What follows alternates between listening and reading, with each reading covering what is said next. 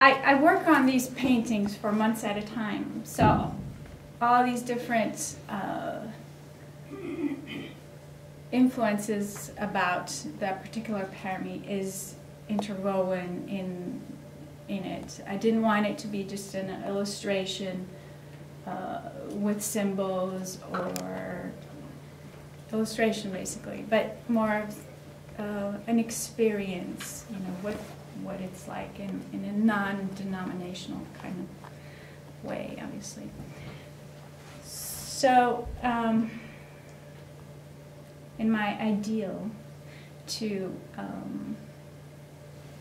of my vision for these paintings, or inspiration, drive, whatever you call it, I thought it'd be great once I'm done with it to be able to have them not just in a gallery, where they usually end up being shown, but in a space that is a chapel or is a place of meditation, of prayer.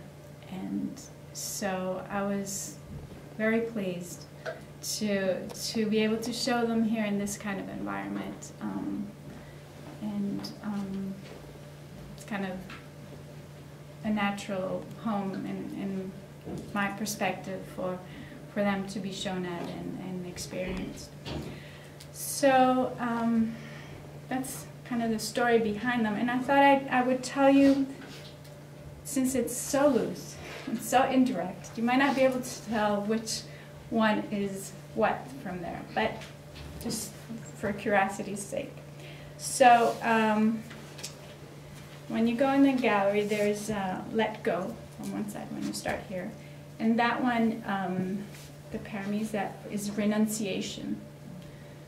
That's kind of, the title just kind of refers to, you know, letting go of all these attachments that we have. And the grounding, or the floor plan that I used with that, was from Santa Maria Novella in Florence.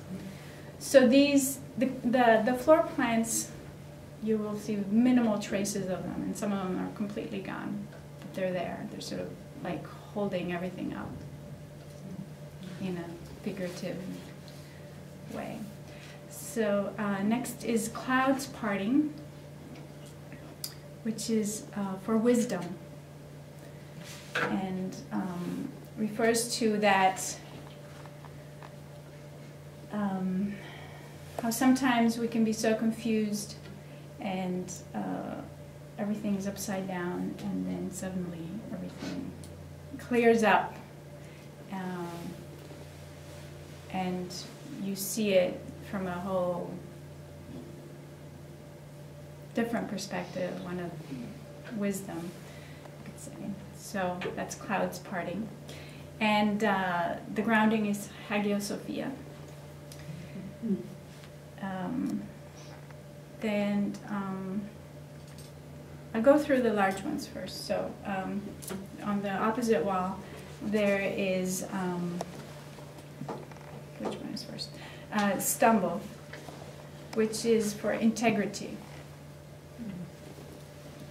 Kind of obvious in how we stumble so many times for that, and sort of both, with all of them, trying to capture both the positive, the negative, the different poles. And the grounding for that is San Vitale. And we also have on that wall Untitled Kindness, the one with the praying gesture, or aunt's gesture, is for loving kindness and the openness of lovingness. The grounding here is Orvieto Cathedral. And then the other one is Again, which is for resolve, the quality of coming back again and again, getting up no matter how many times we fall, and continue cultivating what we know is our call to. The grounding there is the Cathedral of Florence. So others that I've finished is one called Notice, which is for patience. that you know, how a lot of the patients is just actually noticing what's actually going on. And the grouting there is for Hassius lucus. Another one is fire under it, which is for energy. Getting back to what we have here too, there's also two square ones, smaller ones. They're indirectly related to this series, but not part of the 10. One's based on a web, and the other one on a maze. And they're capturing that same, or where I painted them from, rather, is that same struggle that sometimes things seem so blocked or confusing, and a web, and how we try to look for ways. You know, usually we try to bang through things or go around them. And so I was thinking, you know, it's like, well, how about just, you know, going through them in a way. And the image of the web came up as an option to explore, and then the labyrinth or maze, which is more obvious as well, but that, you know, back and forth, it seems to be so disconcerting at times, you know, you don't know which way you're heading, really. And then there's a couple of small pieces, really small ones, that have birds on them. And those are part of a series called Stories. And those refer to the stories that we tell ourselves. Some of them true, most of them not. But we tend to believe them anyway.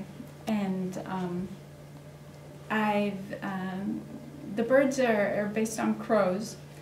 And the crows that have appeared in several of my paintings, and they capture a certain energy that I think goes well with that, you know, chatter that sometimes happens in the mind.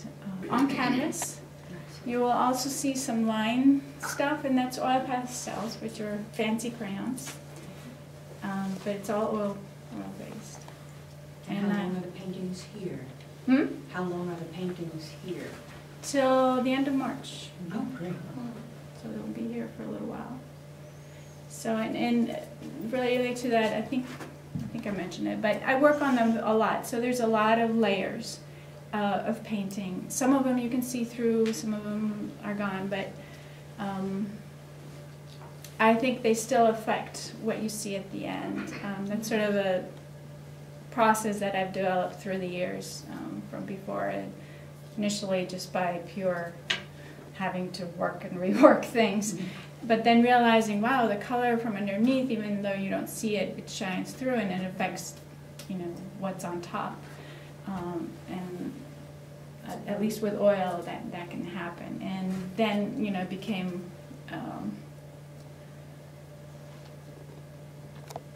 also the layering in our lives, you know, and it letting more things show and others go over it. So that's part of the painting process. Usually it starts, you know, with the layout of the walls, you know, the size, the shape of it, you know, like in a lot of the old cathedrals, you know, they're shaped in the shape of a cross.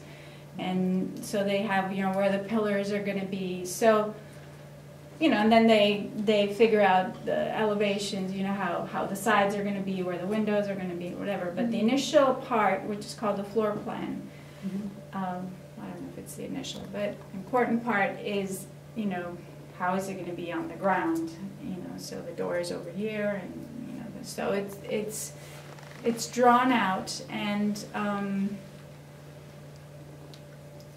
so what I get in an art history book or looking through the internet is a black and white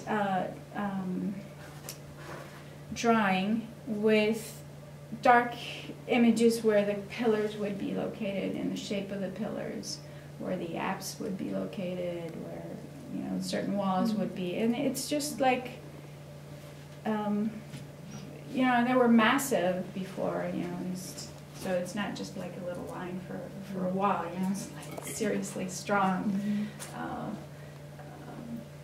base, where these cathedrals were built on. So they're significant chunks, in the drawing.